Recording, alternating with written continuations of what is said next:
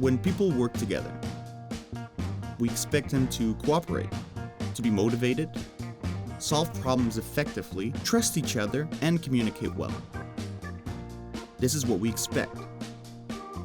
But a creative person thinks and works differently than a practical person, or someone who's more relationship-focused. That can bring about challenges. And that is why the Diversity Icebreaker was created.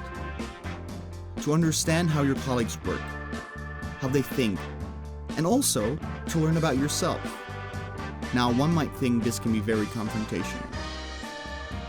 But in reality, it opens a conversation filled with laughter, openness, and awareness of one's mindset.